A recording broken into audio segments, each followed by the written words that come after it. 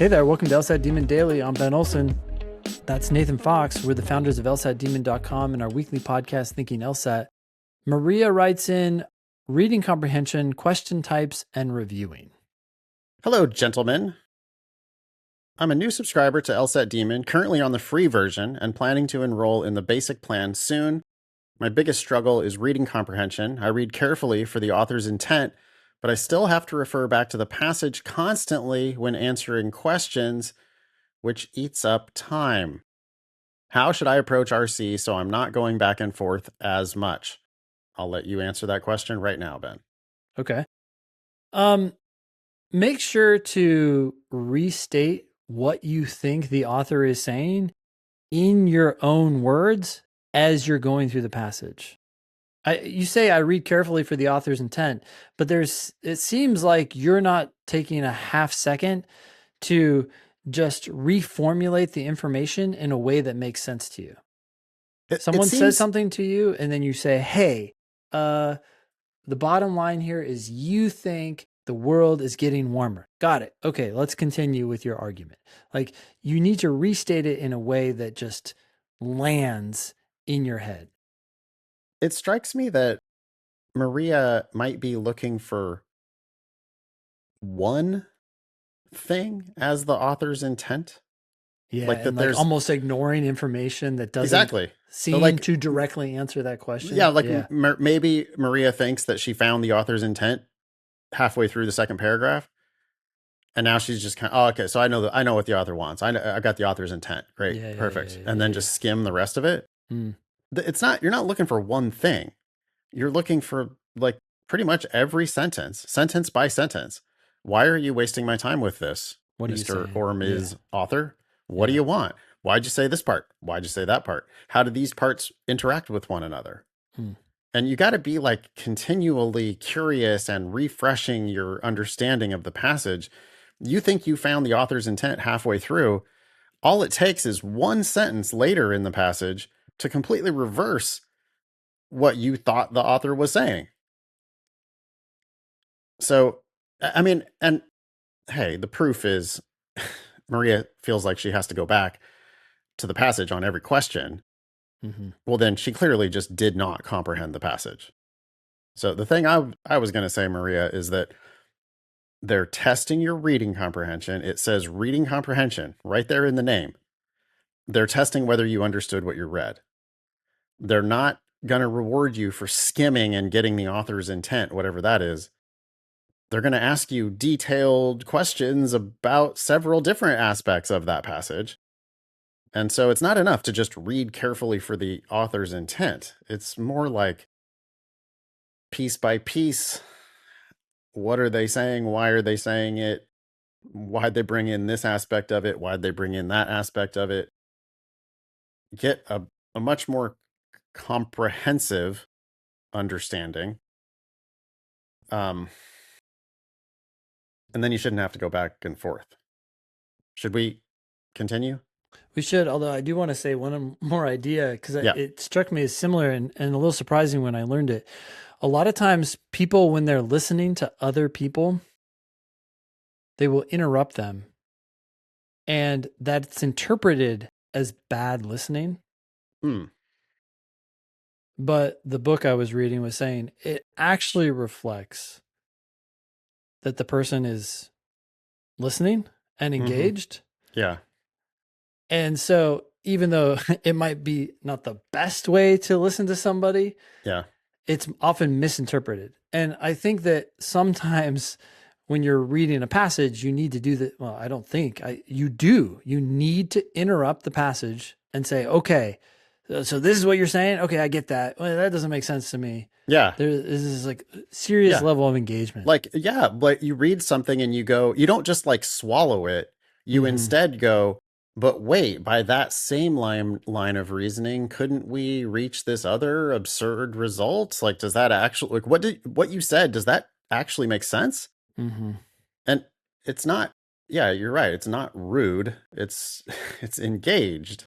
I guess we should point out that this is very relevant to the practice of appellate law, especially, law in front of the Supreme Court. you're there with a whole speech that you've got ready to go. Yeah. But you're not expecting to deliver that whole speech because Uninterrupted. you are going to be interrupted. Yeah.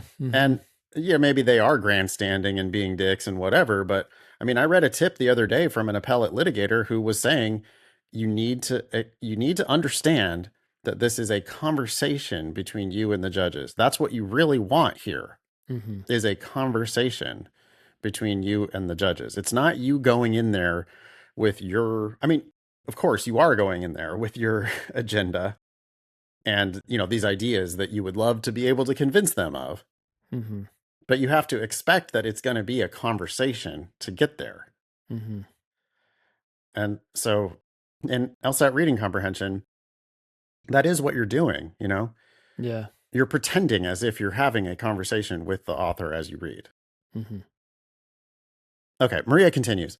I also wanted to ask about question types. Since I'm not studying their foundations at all, I sometimes feel like I'm walking into problems blind. I know you advise against focusing on question types, but will I naturally start to recognize them just through practice? Or would it help to understand their basics a little more?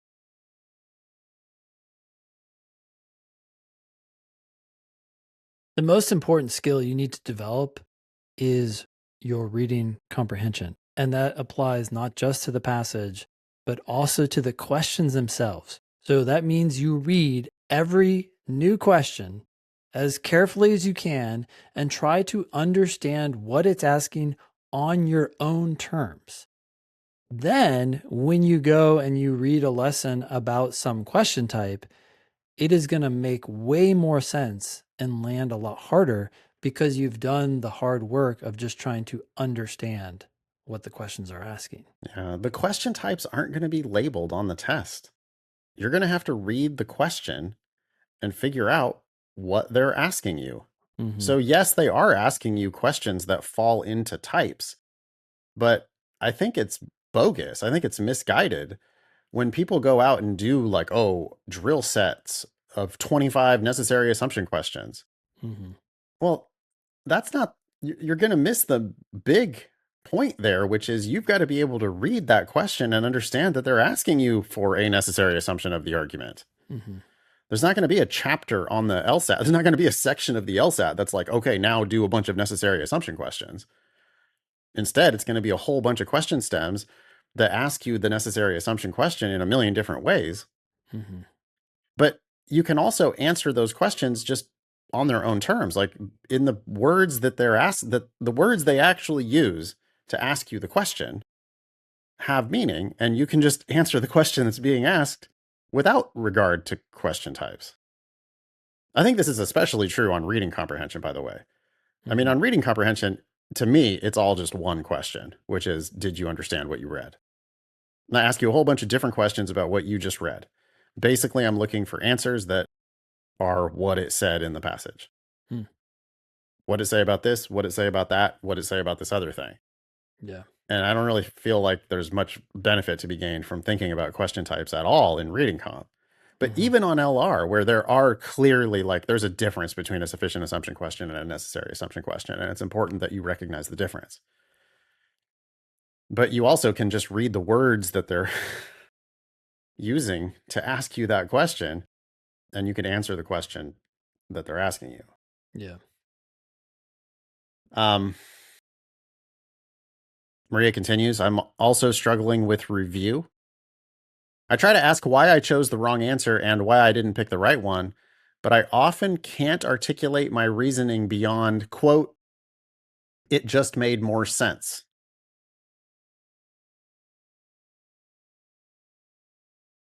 I feel like I need to sit with that for a second.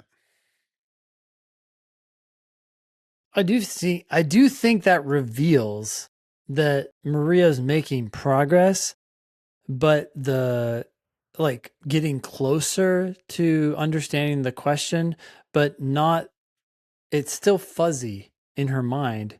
Because imagine if someone was studying with Maria and said, I don't understand why this answer is wrong.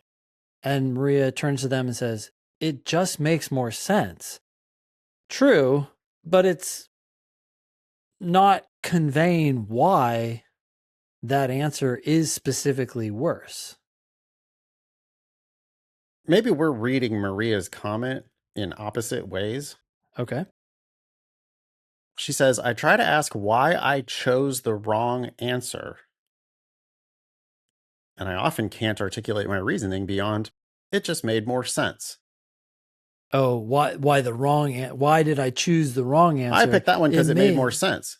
Made more sense, yeah. I mean, if that's what you're saying, Maria, then you're actually, and especially in the context of everything else you've been asking us, I think it really shows here that you're just not, you're really skimming the surface. I don't think you're really understanding very much of what you're reading at all.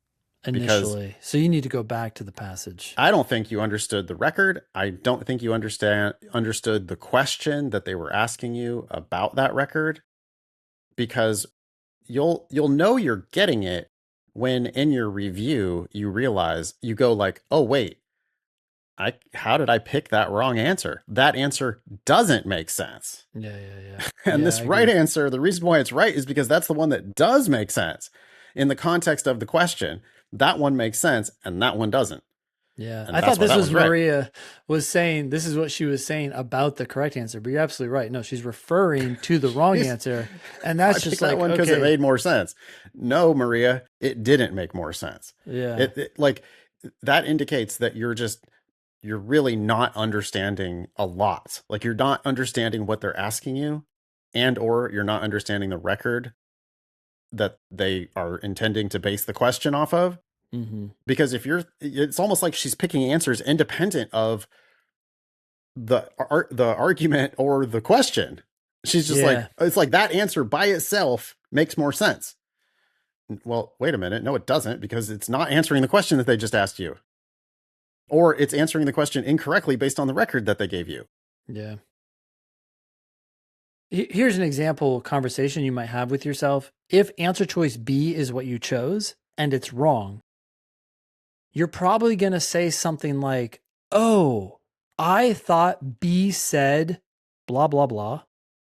Or, oh, I thought the passage said blah, blah, blah. Or, oh, I thought the question was asking blah, blah, blah. But that's not what it says or asks or did. That's what you're gonna realize, that you thought one thing was true, but it's actually not true. That's how you know that you understand why it's wrong. Even at high levels, Maria's just starting out, right? So please don't think we're attacking Maria at all. Maria, you've got a lot of work to do. That's okay. People put in a lot of work. They make a lot of improvement. So it's totally fine that you have a lot of work to do. But yeah, she says, even after watching explanations and listening to the podcast, I don't know how to answer those reflection questions in a meaningful way, especially for reading comprehension. Mm-hmm. Well, here's the thing, Maria. Even at a high level, at least half your mistakes are from simple misreading of things. Yeah. When you miss a question, you necessarily misread either the passage, or the question they asked you about the passage, or the right answer you didn't pick, or the wrong answer you did pick. And it sounds to me like Maria is probably misreading multiples of those things. If you're like shrugging your shoulders going, well, that wrong answer, I just said that one, I picked it because it made more sense. We're here to tell you that it didn't. Mm-hmm. It just isn't answering the question correctly based on the record that they provided. So on reading comprehension especially, all they're really asking you is, what did the author say about this thing? What did the author say about that thing? What's the main point of the author's argument? What's the primary purpose of the author's argument, which is basically the same thing. Their primary purpose is to prove their main point. The wrong answers do not make sense. They don't correctly answer the question, and the right answers do. So I think Maria's broader problem, and it's true of everybody, is that she's just misreading so many things that then the whole test just feels arbitrary and weird. But it's true that even 170 scorers, 170 scorers, you know, they did a whole test and they missed like 3 questions, right? Or 5 questions. They go back and look at those. Half of them, they're just going to be going, oh, I misread it. Misread the passage, misread the question, misread the wrong answer I picked. Here's what I thought it said. It didn't actually say that. Exactly. Oh, look at that word most. I missed that. Yep. Totally. Just spaced out. Didn't see that part. Forgot about that part. Didn't read that part. Read it wrong. And so even high scorers, Maria, are going to be making the same mistake. It's going to be sort of like every day of your entire LSAT career, you're going to have to just remind yourself that the test is going to be hard if you don't understand what you're reading. Anytime it feels hard, it's almost guaranteed that's because you didn't understand what you were reading. Hope that's helpful. Good luck, Maria. Keep working hard. I hope you don't get too discouraged by this discussion. You know, people do improve, right? Like demon teacher Robert went from the 130s into the 170s. So I didn't realize he started in the 130s. Okay. Yeah. Wow. Yeah. So it is possible that you can make huge improvements, but it's just a different kind of, it's a more careful kind of reading than many people are accustomed to. And you just think the test is hard and arcane and like just arbitrary and weird. And it's like, oh, well, you know, that answer was basically just as good as this other answer, but for some reason, this one gets credited and that one doesn't get credited. But that's not actually true at all. The deeper you get into it, the more you'll realize, oh no, there is a justification for that right answer. And there's a reason why the wrong answer is wrong. You just didn't read it carefully enough to see it. Okay. Thanks a lot, Maria, for writing in. Email daily at lsatdemon.com if you would like to ask us a question or share some LSAT or law school admissions news. Thanks for listening.